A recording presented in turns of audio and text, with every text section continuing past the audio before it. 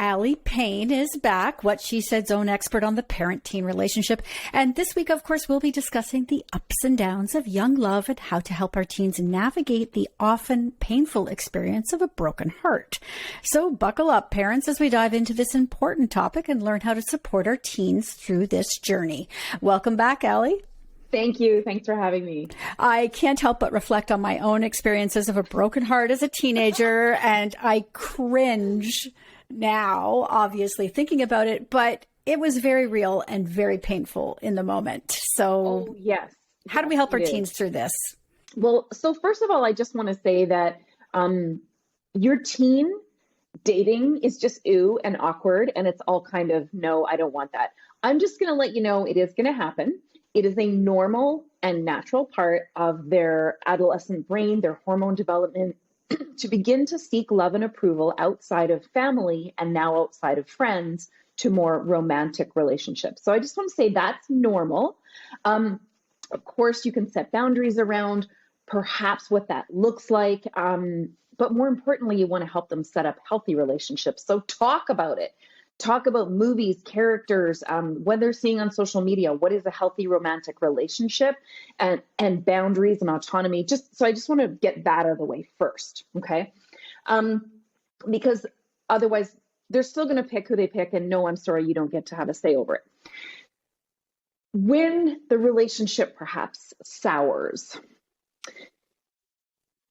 it is really critical to validate and empathize with your teen, because I know so many parents, and I went through this too. I had a horrific breakup after a 2-year relationship. And I spent most of my time for the next 2 weeks at my friend's house because she and her mom were the ones consoling me. Excuse me, my mom didn't know how to. So even though you might feel like, oh my gosh, it's not the end of the world, like there's other relationships, but it is the end of the world for them. It is the end of the world as they knew it. Now, I'm going to go back and point to what I said in the first minute, which is, yes, many teenagers are growing up a little codependent, where they are diving their whole life into this relationship and using it as a way to define their value and worth in the world. And so it comes with a larger crash. So that's why it's even more important for you to empathize and validate, to say things like, look, this is so painful. I'm so sorry. And you don't need to fix it. Yeah, I think. Yeah, go ahead. As you're saying this, I'm thinking back on my own experience. And I remember, being brokenhearted, and my mother was quite dismissive of me. Now, I'm not judging, but that was just basically it. And I think internally, I felt like I could not go to her anymore with these things. Like you said, right. You went and put your sorrows with somebody else. I did the same thing. And you want your kids to feel safe sharing this with you. So as tempted as you are to say, there's plenty of fish in the sea, this isn't a big deal, you have to bite your tongue a lot. Right. And that's exactly this. My next point is that you don't need to know what to say, and it's not your job to fix it.